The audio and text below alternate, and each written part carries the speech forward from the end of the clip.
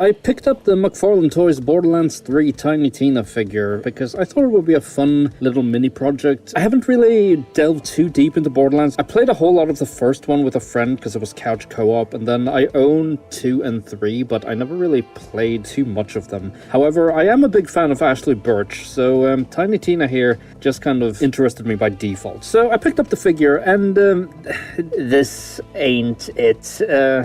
I mean, there might be a good sculpt underneath here, but the paint job it's just horrendous. She looks like an old grandma on Botox, just not very nice looking. So I figured I would try to salvage this head sculpt here.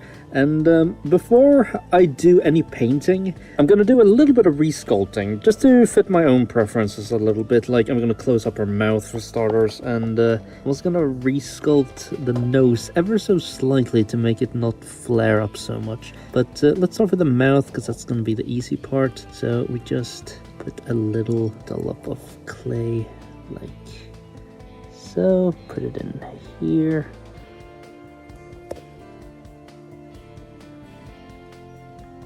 And now start smoothing it and shaping it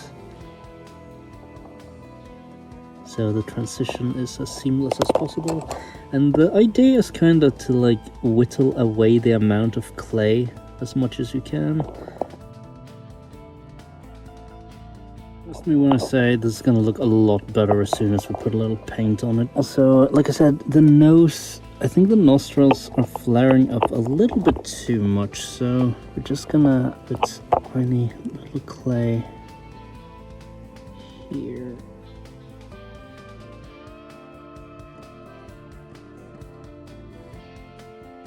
So the clay is kind of dried now, so the thing about clay is that you don't really know where you are fully in the sculpt yet until you paint everything and everything looks a bit more cohesive. So I'm just gonna put on a layer of Cadian flesh tone and kind of see what needs to be fixed and if the clay even lays properly with the, like the bottom, the newly sculpted bottom lip lines up with the top lip. So just kind of carefully painting Cadian flesh tone on top, and we also cover up the rest of the horrific shading under the eye, which is kind of the main thing I wanted to fix regardless. I'll also unfortunately have to paint over this little, it's like a paw tattoo she's got on her cheek, but I guess I can try to paint that in later myself.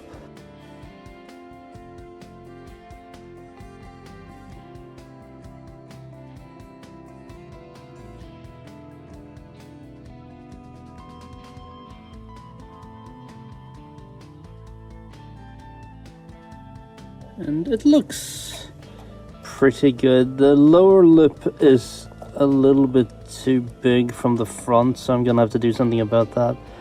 But I mean, the side profile looks pretty good. I'm just gonna have to cut away some clay, like from here to here.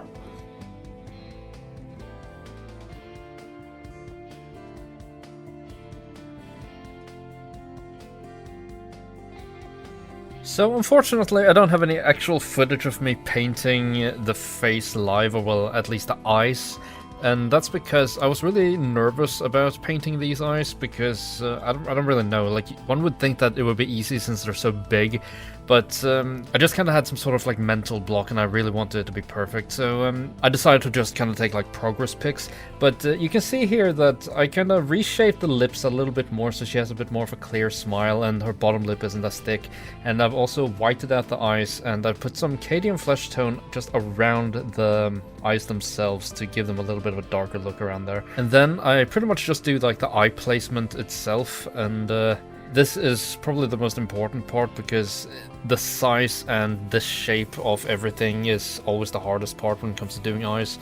And then after that it was just a matter of punching in the blue And then after that we just put in a black dot in the middle of the blue, a pretty big black dot to again compensate for the size of the eyes, and then we paint in a light reflection to give the eyes some extra life.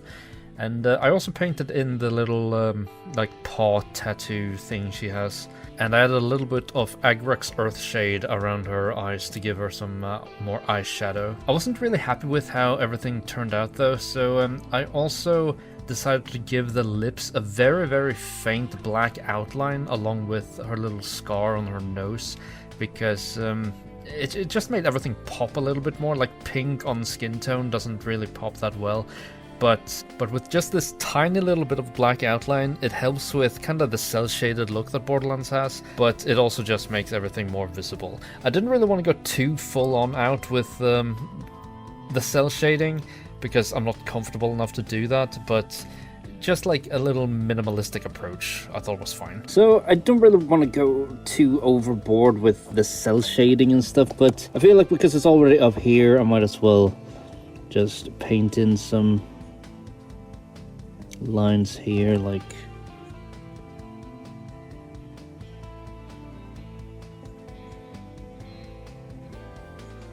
it's also kind of hard to paint this because this entire area here is not accurate to the actual game, so I'll just kind of go with what I've got. But I feel like if we add a black line inside of all these little creases, it's just gonna make everything pop a little bit more. I know I could also do more with the head in terms of cel shading, and originally that was kind of like my go-to idea, but I don't know. I don't really feel comfortable with it because I really like the way it looks now.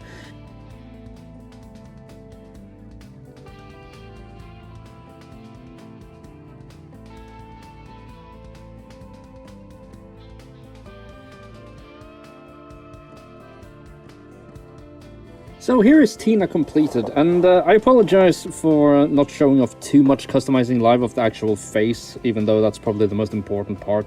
But I was kind of nervous about the entire thing, to be honest. I did originally think the lips were a bit plain, so I added like a tiny black outline around it. Not enough so that it looks completely cel shaded, but just enough so that it looks, everything just pops a little bit more. Then her eyes, of course, I tried to make them as symmetrical as possible, and the kind of eyeshadow slash bags around her eyes were I was very worried about making her look too sleep deprived and kind of like haggish, like how the original figure looked. And then of course I resculpted the nose slightly and the mouth completely so it's closed, and she has like a nice little kind of casual smile going on. And yeah, then I added not too much, but just like a little bit of cel shading, like here on the shirt and here on the bunny ears. I actually cleaned up this bunny because I thought it was a little bit too grimy. In the game it's a lot more of an off-white and it's like covered in soot. So yeah, I just kind of rubbed off a lot of it, and then I did a little quick paint job of just some regular white on top, and then I sealed it. I also added a little bit of cel shading on the bunny, like here. Furthermore, I did add some yellow on our little shin guard plate thing here. It's not perfect. I hate painting yellow, and it wasn't really anything I cared too much about, but it gives this part a little bit of extra color, and I think it really helps with the overall look. This figure is pretty... It's based on concept art, so it's not completely accurate to the game, especially this area here. I figured it doesn't really matter what I do to this part because it's not going to be accurate regardless, so I just kind of left it, and I added a little bit of like black line work in like the grooves and creases. But other than that, it's mainly the head that's completely redone, and by far that was my biggest irk with this figure in general. I'm actually really happy with how the eyebrows turned out. Like you see, I painted them completely black at first, and then I added a little bit of like beigeish yellow in here, so they have like a very faint outline, and really makes it pop, because originally the eyebrows were just completely yellow and you couldn't really see them. I did want to, like, I have been thinking of ways to be able to kind of combine these two parts so that maybe like if I cut off the ears and somehow I can get it on here at the side, but the hair goes out so far here, and I'm not really sure how I would go about combining these two parts so I could just have This is a removable piece. Yeah, overall, Tiny Tina, I'm very happy with how she turned out. She is a definite improvement over how she looked originally, and I think this is about as good as I expected it to turn out. So yeah, I'm very happy with it. So thank you for watching, and hope you enjoyed. I will now read the crimes of the condemned. You kidnapped my... You moved. Whatever. I never loved nothing like I love me some bombs, and if I ever do, I'ma blow it the hell up. That's just some facts right there.